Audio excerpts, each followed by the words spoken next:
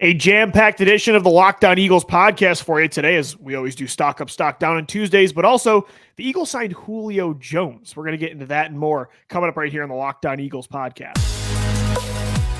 You are Locked On Eagles, your daily Philadelphia Eagles podcast. Part of the Locked On Podcast Network, your team every day.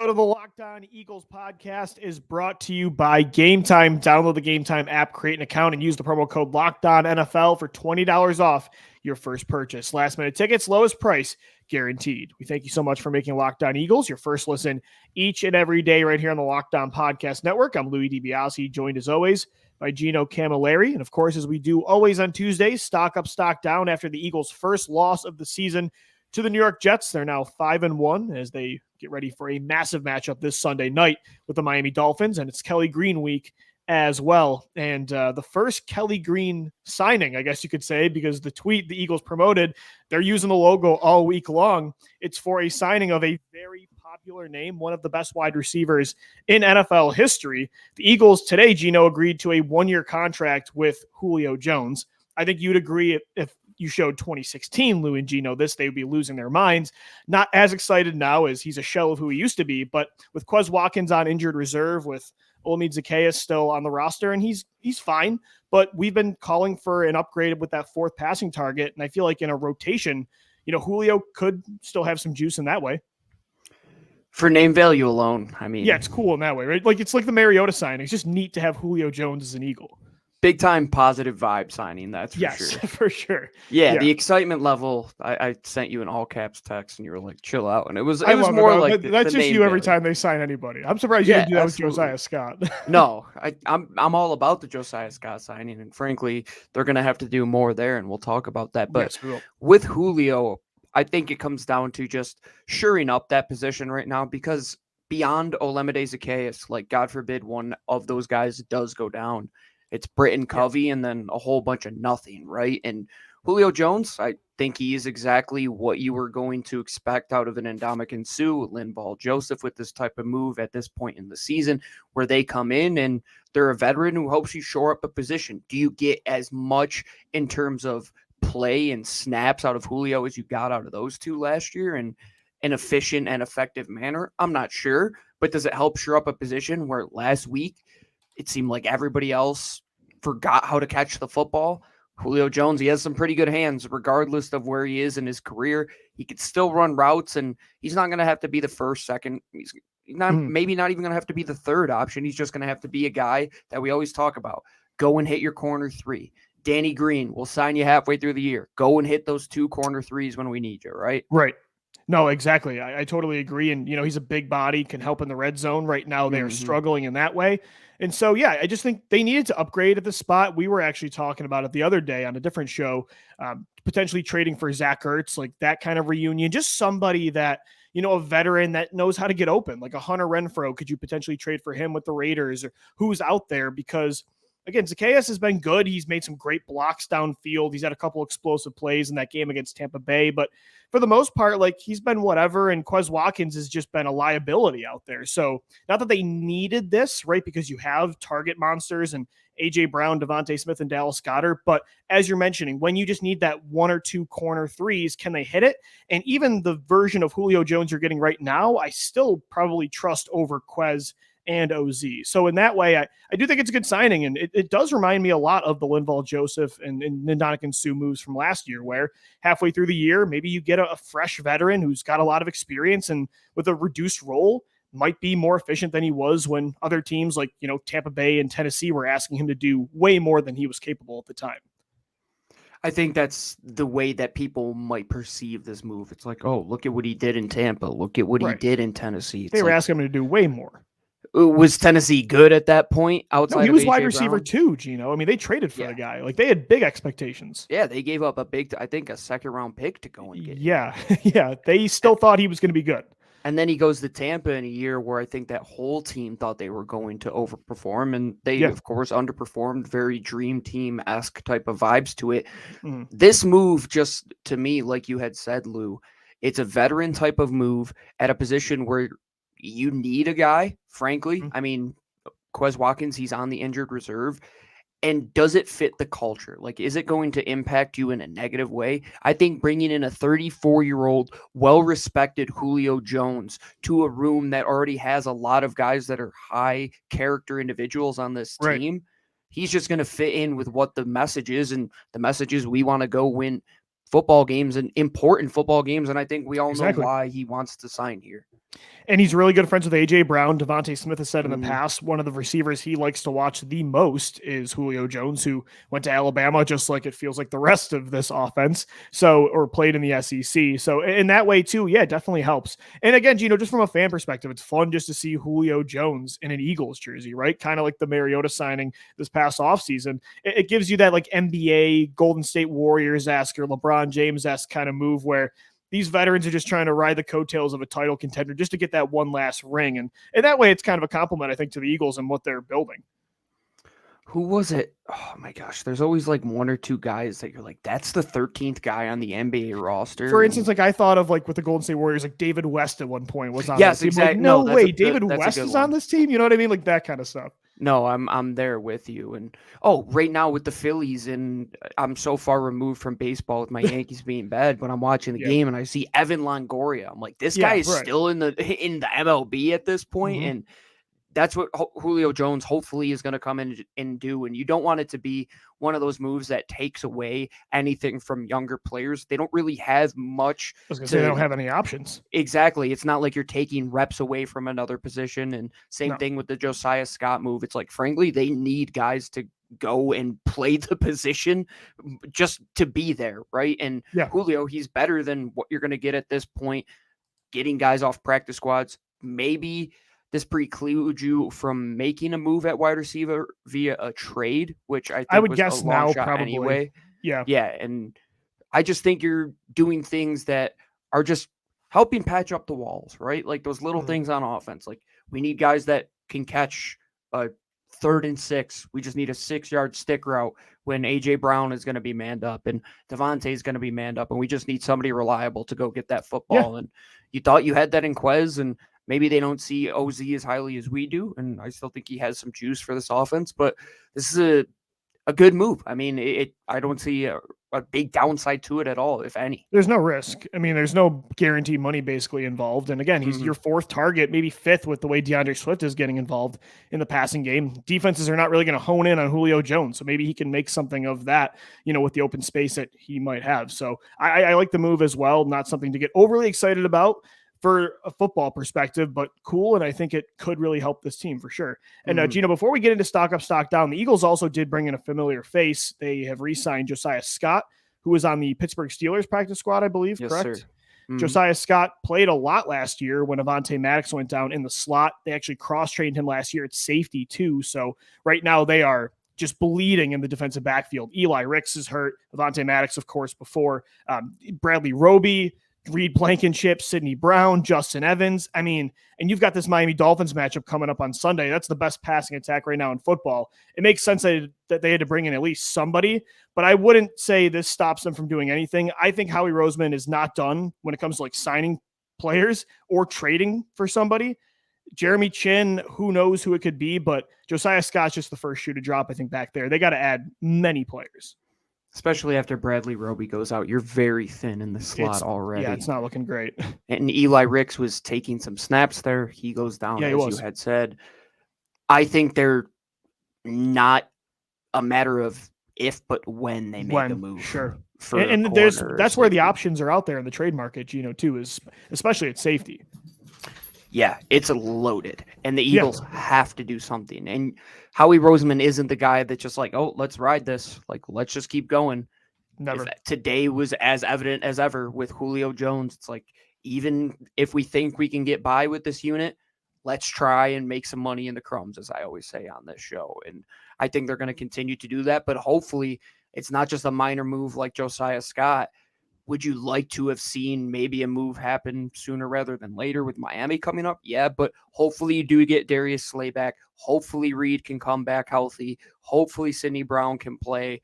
Yeah. That's a big if, but man, it's going to be a tough test regardless. The good news is none of those injuries are really serious. I think Slay will play on Sunday. I would hope Sidney Brown could return to this game. He's missed a couple weeks now with that hamstring injury. Reed Blankenship, the x-rays came out negative there. So, hopefully you get most of those reinforcements back, but regardless, you still need reinforcements in the slot.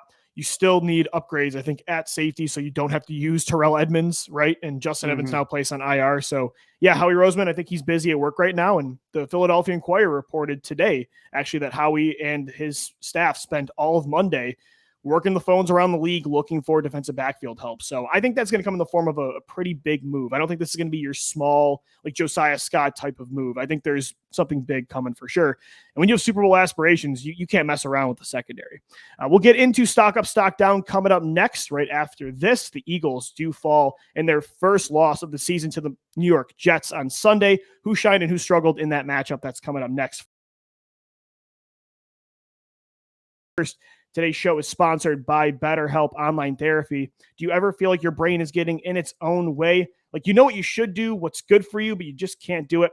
Therapy helps you figure out what's holding you back so you can work for yourself instead of working against yourself. If you're thinking of starting therapy, give BetterHelp a try. I've been doing it now for a few years, and it's totally helped me change in that exact way. It's entirely online, designed to be convenient, flexible, and suited to your schedule. Just fill out a brief questionnaire and get matched with a licensed therapist and switch therapists anytime for no additional charge. I've switched multiple times for free. Make your brain your friend with BetterHelp. Visit BetterHelp.com/lockedon today. You're going to get 10% off your first month of online therapy. Once again, that's BetterHelp.com/lockedon today to get 10% off your first month of therapy.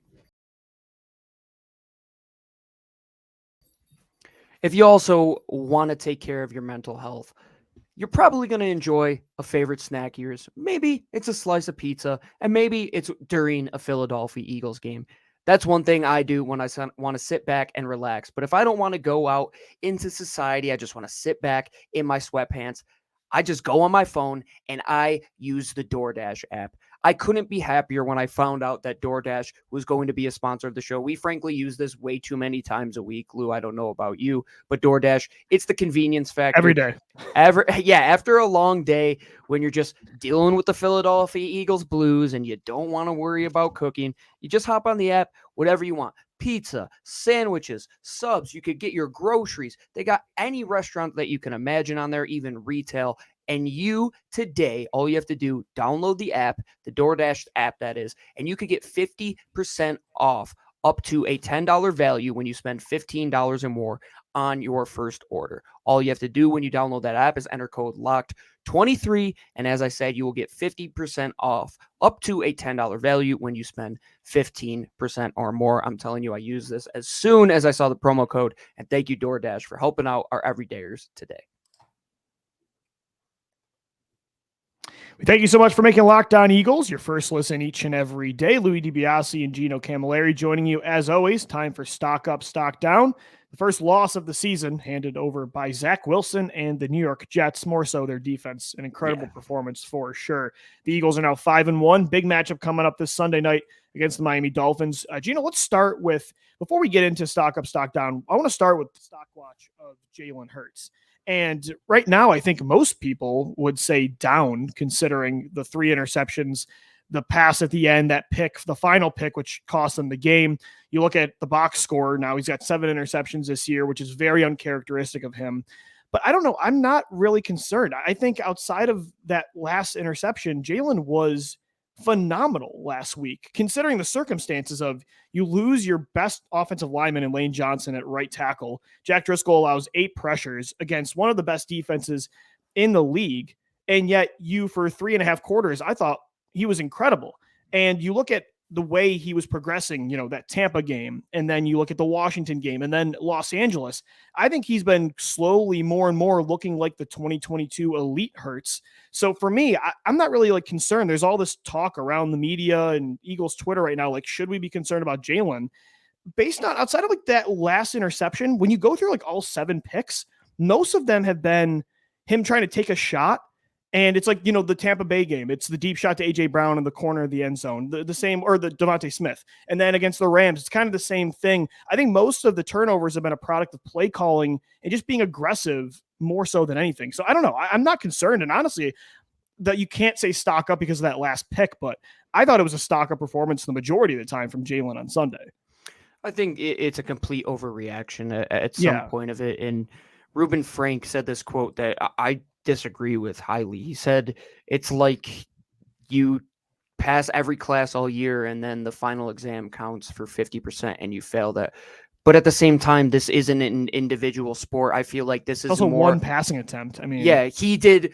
This is more that he did the whole project and he got sick the day that they had to present the project and everybody else had to do everything. Right. They just didn't do it. So yeah, I mean, cut him some slack, man. He lifted that team through, once again, 75% of their third downs and fourth downs were over 5 yards. And Jalen Hurts converted tons of them with his legs, with his arms. How much more did you want him to bail this team out? And I know that 4th and 8 pass, it was tough. I put out the all 22 view of it, and I kind of just looked at it nonchalantly, like there wasn't anything there. But like, what more did you want him to do?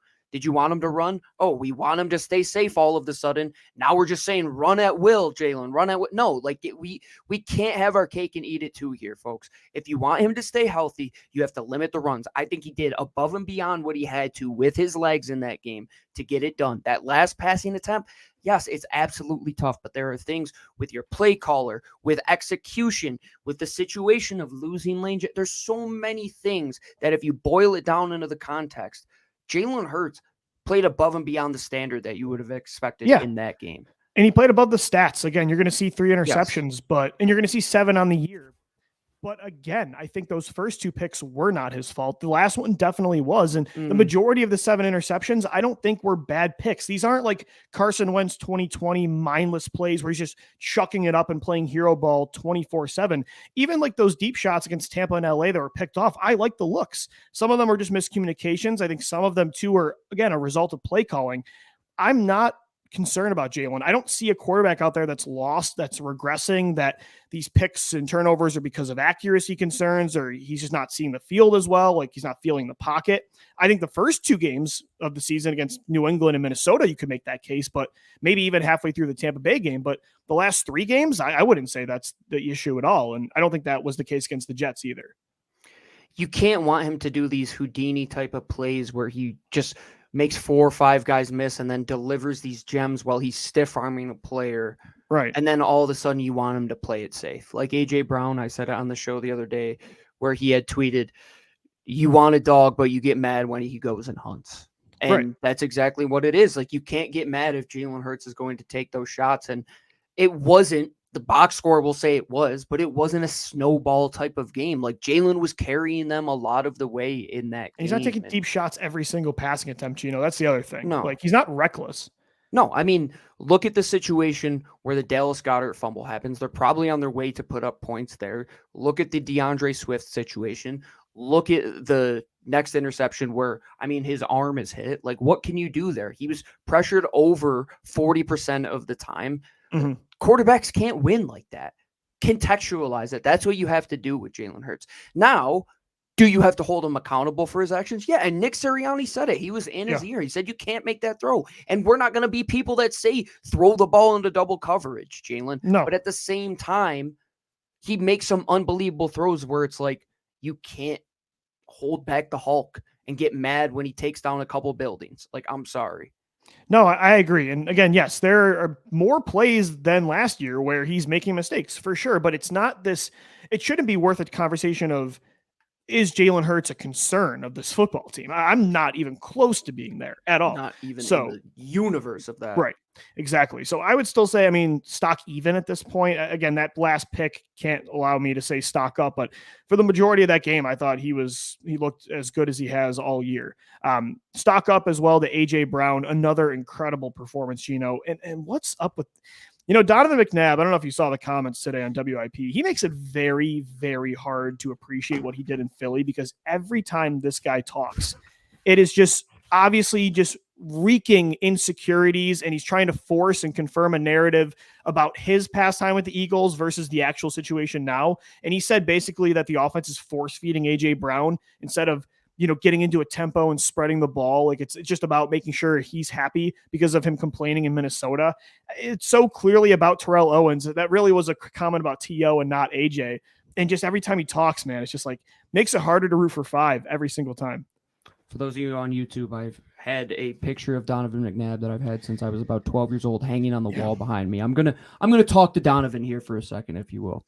Hey, Donovan, I don't know if you're the guy that should be giving wide receiver advice on how to handle interpersonal relationships. Yeah. When you basically allowed Terrell Owens to walk out of Philadelphia because you couldn't put your ego in check. All right, you won't be on the wall for the rest of the season. But yeah, Donovan McNabb, enough of that. AJ Brown, give the guy the ball every single time. He was the only player catching the ball. You literally could have thrown it to him 300 times and I would not care. And guess what? Care. The offense has been, like he said, that McNabb said the offense hasn't been the same since A.J. Brown was complaining on the sidelines against the Vikings. You're right. It's been better. The passing attack since that moment has been better. Exponentially. So throwing the football to A.J. Brown is not a bad idea. And also, let's contextualize this because McNabb clearly is not watching these games. DeVonta Smith, if he doesn't drop 2 passes, would have had 7 receptions 2 of the last 3 weeks. Dallas Goedert 2 games ago just had 8 catches. This past week, he had 7 or 8 targets and 5 receptions. They're just throwing the ball a lot. Even DeAndre Swift is getting way more involved. So to say suddenly AJ Brown complained, which by the way, Brown reiterated again on Twitter today, it was not about targets week 2. But to say Brown's getting more involved and everybody else is not getting enough at the table, I don't think that's been the case, and the numbers prove that. Kenny Gainwell got a very important pass thrown his way on 3rd right down. And I hate that. But right. Let's relax, Donovan. And yeah, that's going to be the talking point of the national media too. And it's like, no, man, if you really look at their passing offense the last couple weeks, it's been the most variety, I would say, in terms of target share that you have seen. I mean, DeAndre Swift is getting involved. The last game, I think you probably had the most different targets thrown their way to different guys in this. Right, just a random game to pick that out. Yeah, it's wild. And like I said, Donovan isn't the guy that should be talking about stuff like this. I'll take Jalen Hurts leading my football team when it comes to the interpersonal relationships with the guy who is the godfather of AJ Brown's child. Donovan, relax. And AJ Brown was one of the only, and he was one of the only reasons you had a chance to win that football game, by the way. He leads the league in receiving over the last month. And honestly, Gino, I would go as far as saying the last 4 games of wide receiver play from AJ Brown, I think has been the best quality of receiver play I've ever seen from an Eagle. Yeah, I mean, it's a better stretch than I saw in T.O., and T.O. was the best guy that I've seen in Philadelphia in my lifetime. And I'm sure there are people will say that Harold had some stretches and Mike Quick and Tommy McDonald, but I mean, in the modern day, dude, when everybody is built like him, he's still dominating. Like that's tough in the best way. Like the dude is a dog. So let's keep going with stock up here. I mean, there's not much more to talk about after that loss against the Jets, but how about the entire defensive line? I mean, talk about one of the only reasons you had a chance. I mean, Jalen Hurts, AJ Brown, but that defensive line led by Hassan Reddick, who has another huge game, 2.5 sacks. He's got 5.5 now in the year, despite not having one in the first 3 games. Josh Sweat wrecking that ball game, 2nd in pressures this year now in the NFL behind Micah Parsons, 4th in hits. Milton Williams and Jordan Davis stepped up. I mean, without Jalen Carter, your best lineman on the interior, maybe the entire line right now so far this year, they still dominated. So hats off to the pass rush. Every game they come through. You know what my favorite rush of the game was? Jordan Davis taking that man and moving him like it was an ATM on a push cart. Like just on a dolly. He's like, I need to move you from point A to point B. I'm 340 pounds and I am an unbelievable athlete. And it's like, that's what we've been waiting for. Like those little things that we've been waiting for Josh to be recognized as one of the better guys in the league and Milton Williams to get the snaps that he deserved. Dude, he stepped up, man. Listen to Milton Williams over the last 3 games, 9 pressures, 5 hurries, 3 quarterback hits and a sack. You're getting that from like your 6th or 7th guy in the rotation based on snaps. There were a couple times too when Contavious Street stepped up in that ball game. If you go back and watch that all 22, man, he had a couple good run stuffs. Everybody is making plays. besides one guy that I want to talk about on Stock Down. But Oh, yeah, we I'll got to save get it to for it. ya. We can't. We already made the mention of the group project. This Yeah. is the guy that just doesn't show up for the whole project, doesn't show up for the presentation. He and was still me in gets an A. college. He was me in college.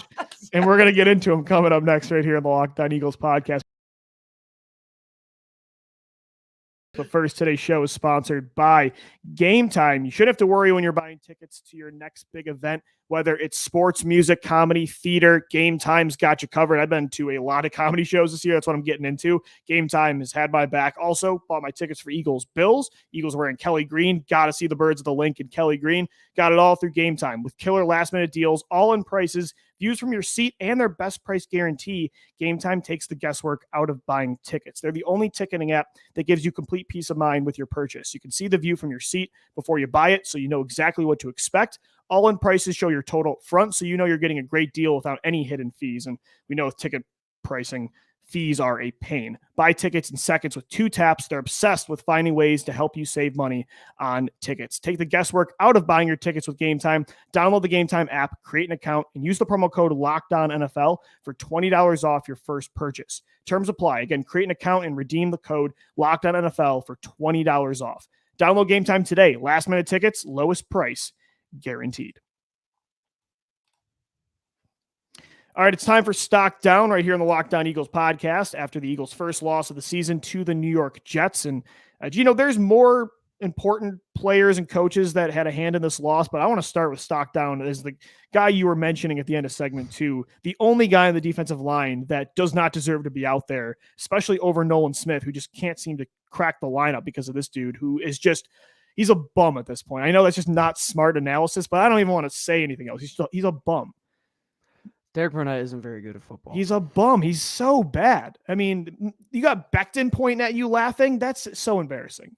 His rep where he tries to hit Becton with a spin move. And just like he's on skates, just falls on his face. Well, no, that was where Becton just tossed him because his feet get tied. Sorry, together. There's multiple bad embarrassing. Yeah, there's reps just that I'm thinking of. Bad ones, but there's one where he tries to hit this spin move, and by the time he like plants his foot and gets around, it's like a grandma on a walker trying to cross the street, how slow he goes. And with so much speed on defense, we talk about the guys that like clearly stand out. It's like Justin Evans just didn't seem to fit into that defense. And Derek Barnett seems to be one of those guys as well. And I don't know what Howie Roseman or what he knows over one of the guys in the or the coaches. Like, did Howie tell them you have to play Barnett? Listen to this from Jeff McClain. Derek Barnett has 0 pressures and 49 pass rushes over 6 games, according to PFF. Nolan Smith, meanwhile, has just 22 pass rush attempts. You're telling me that Nolan Smith can't do what Derek Barnett's doing? I mean, get out of here. That's bad. It's one of those one of those things that we talk about where it's still just like an old regime type of thing. It's like a 2020 Eagles thing. You know, why is he still here? Like why is Jason Peters playing over Jordan Mailata? Why is Exactly. Alshon getting snaps over Travis Fulgham? It's the same thing here. Where I mentioned the Julio Jones isn't taking reps away from younger guys that you're trying to develop. On the edge, you're trying to develop Nolan Smith, right? And we let Teron Jackson walk, who was one of the guys who I felt should have made this 53-man roster because of Derek Barnett. And you and me and every one of our everydayers and everybody's friends that are everydayers of their friends have as many pressures as Derek Barnett has in the National Football League right now. So applaud yourself. That's a nice little thing you can hang your hat on. Not so good for Derek Barnett. Stock down at Derek Barnett. Stock down too to a guy that he may have beaten actually this week if he had to go up against him. Jack Driscoll, right tackle. Just a brutal performance. Feel bad for the kid in a way almost, but that was the worst performance from an Eagles offensive lineman since 2020, Jamon Brown against the Baltimore Ravens. 8 pressures allowed.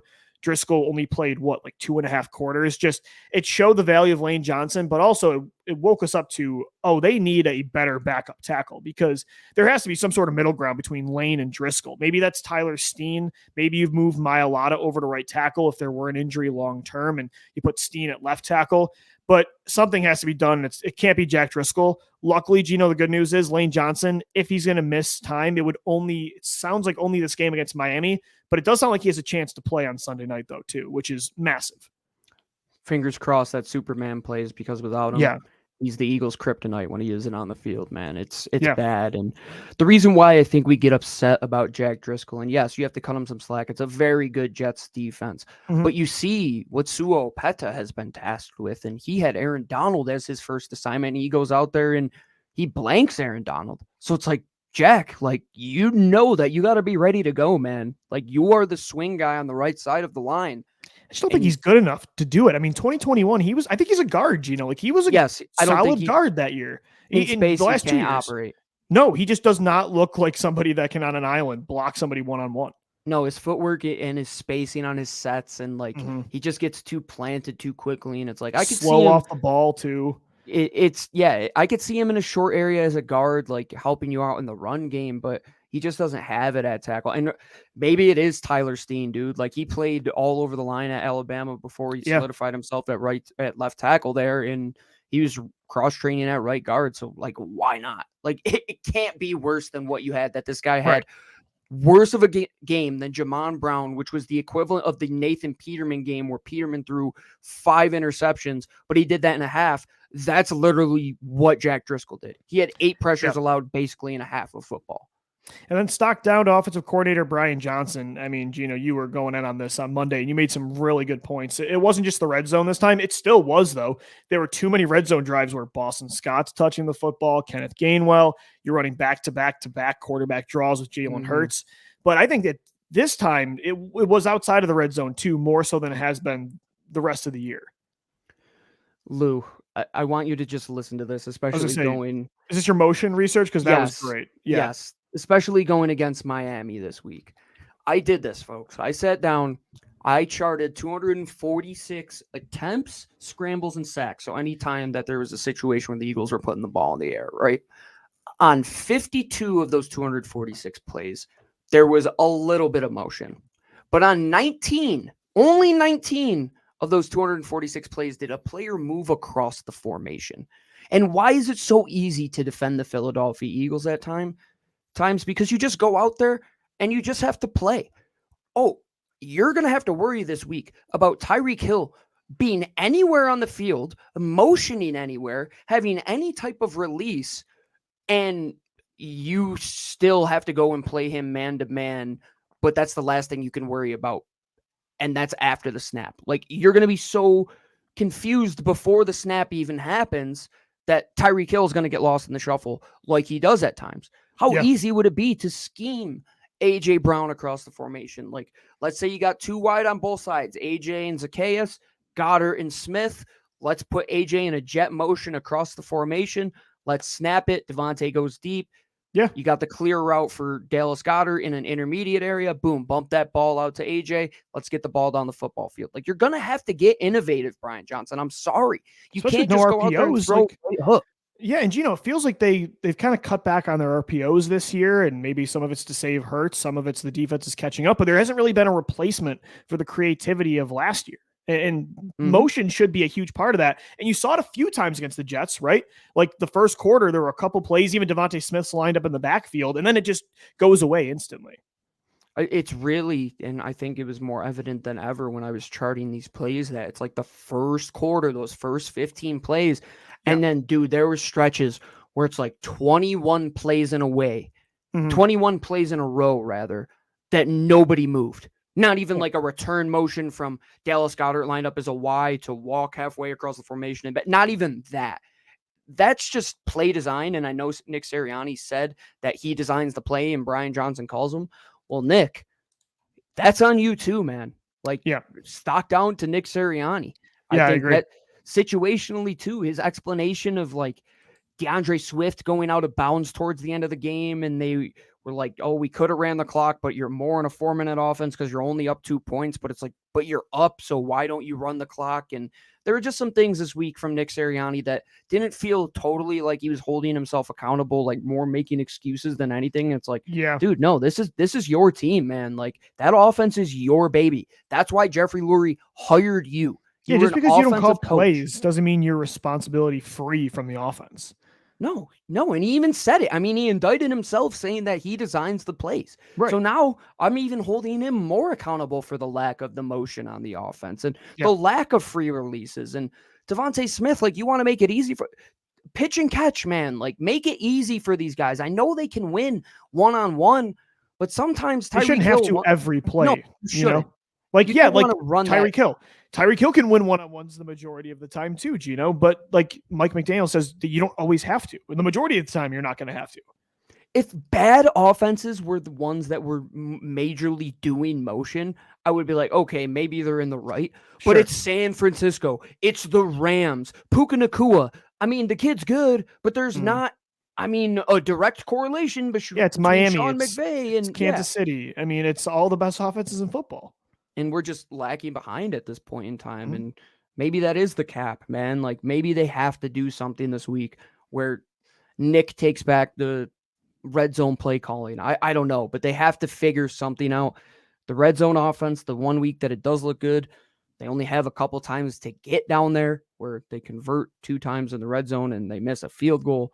It just got to get better overall. And because we've seen what it can be. And when AJ's performing this good and DeAndre is better than what you had in Miles, there's no excuses. No, you've upgraded personnel-wise, and even more now with Julio Jones coming into the fold. They got to be better, and you're going to have to put up points this week against the Miami Dolphins. Also, stock down, only time I'll probably say this all year, DeVonta Smith. I mean, you can't have the 2 drops he did. They're going to need him to be a lot better against the Dolphins this Sunday. We will look forward to that matchup on tomorrow's show. We've also got crossover Thursday and a Friday edition of the podcast right here on Locked On Eagles, part of the Locked On Podcast Network.